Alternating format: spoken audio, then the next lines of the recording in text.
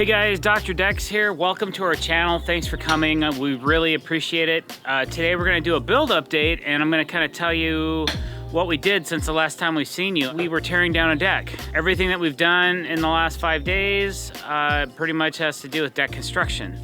So thanks for coming to our channel.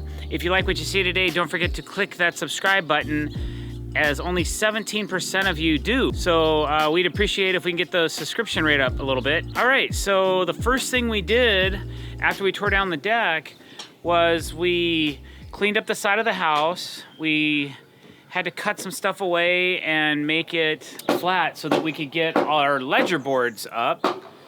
So we got all of our ledgers set in place. And then once we knew that, we went ahead and set all of our helical piles. So these are mass core helical piles. And we have 9 of them total. And we installed those. And then once we had our helical piles set to height, we cut them down to the elevation. We put these saddles on top of them. And then once we were able to do that, we prepped the house. We got the side of the house done. So a lot of the fasteners you can't see because of the joists and the joist hangers. We've physically attached the ledger in different locations with a couple different fasteners. These are both Fasten Master ledger locks. These are 3 and 5/16, and these are 5" over here. These are actually going into the existing floor joists this way. The floor joists all go like this coming out of the house. So they're all cut flush. So we said, okay, let's just put one in every other joist, floor joist of the house. That doesn't really count for our loading purposes because it's in the end grain of a floor joist, but it sure did suck things up nice and tight. So I know that they can strip out real easy, but we're not relying on that for shear loads or for the deck to want to go like this. That's what the other fasteners are for.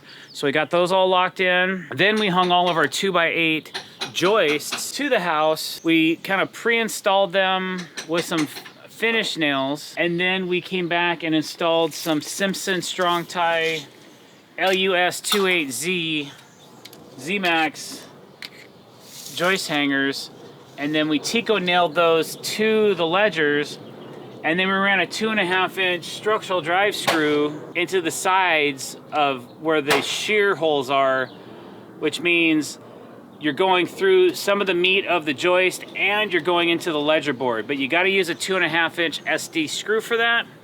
So those are all physically screwed in. There's like, I think 52 joists total.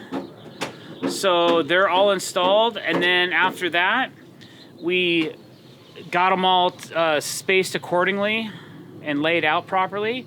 And then we fasten them down to the top of our beam. So everything has 3 nails going through this joist into this beam.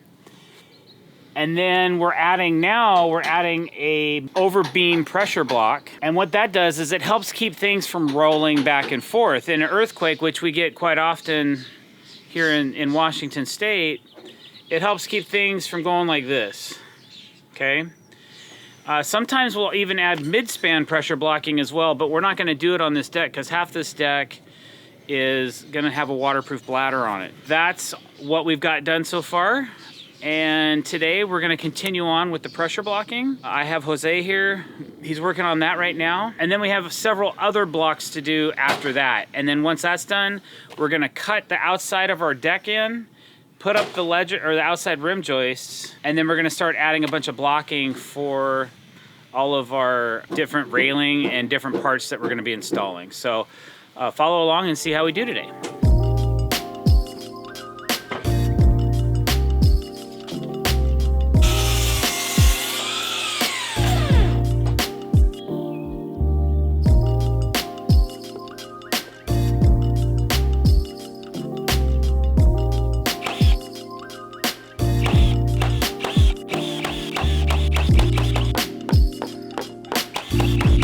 So now that our overbeam pressure blocking's done, we still have to block out for all of our borders. We're doing a double surface border in an alternate color. So every 20 feet we have a double board, 2 boards that will go like this, where the decking's running this way and they'll butt into the borders. We're 62 feet wide, so to be able to use 20-foot deck boards, we had to create a couple extra feet of filler. So by doing a double border, we could have got away with just 3 probably, but to make it equal, sequential, there's 3 sections of deck, and each one's gonna have a double border, so I'll have a little bit of room for cutoff, which is great. Don't need quite as much as we have, but we'll just have a little bit of waste this way.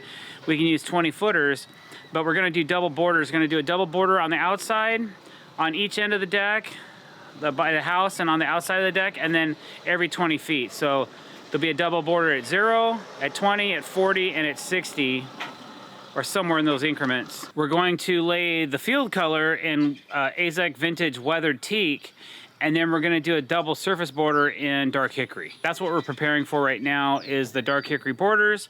We got 2 down, and then we're gonna switch the style of how we do the border on the next 2 sections, because we're also doing a waterproof bladder.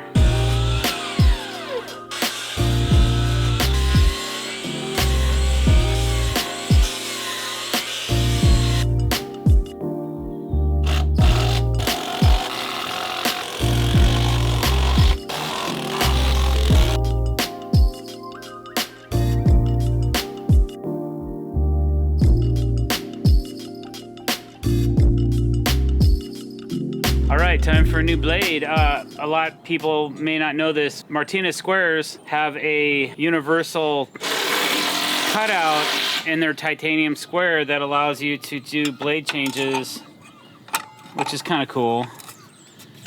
I haven't used it yet, so let's see how well it works. So these should be reverse thread. Oh, look at there. We're trying this new DeWalt Elite blade. It says it's supposed to last 2 times longer than a Diablo.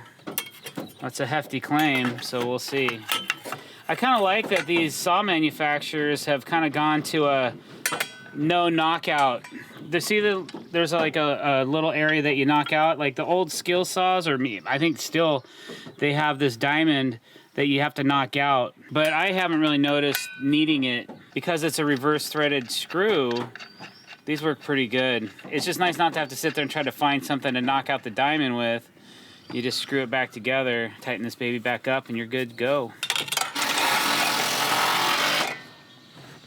So lefty tighty. All right.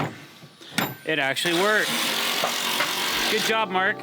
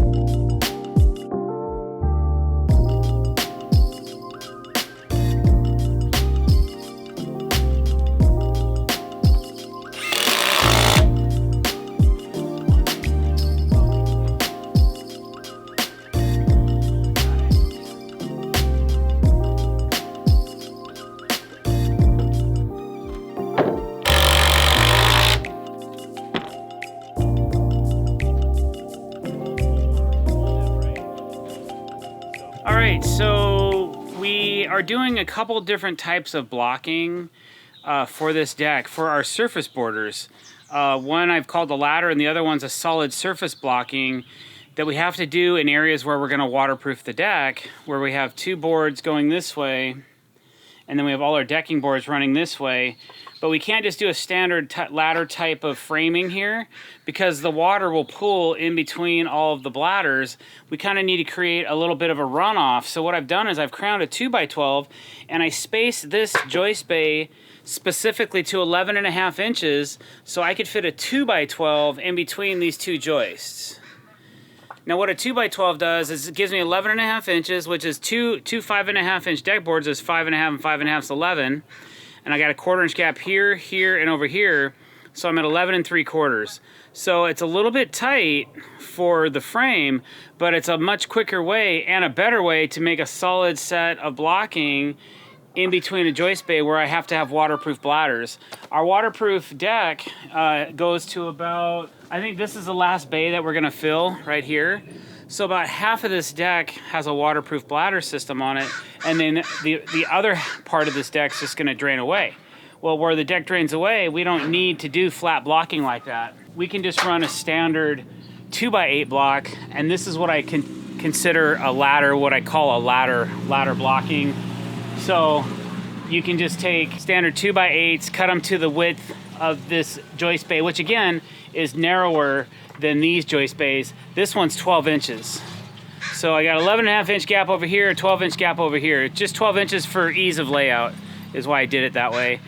And this one will drain down. This will all get G-taped and protected on top, but it's gonna be wet below down over here. But it's then, from where I showed you earlier, it'll be dry from that point all the way back to the end of the deck, where they're gonna do some excavation, put in some tile or pavers or something like that, or some crushed rock or something, so they have a nice dry area to hang out. In this area where we live, it's kind of a premium. So I think that's all I got for you today, guys. Thanks for watching. I really appreciate it. If you got something out of this video, or you learned a little bit of something about framing decks, don't forget to click that subscribe button and hit the bell icon to be notified when we're putting out fresh content. And also like this video and leave a comment below. I'll try to get back to you in a timely fashion. Thanks for watching. Have a great day.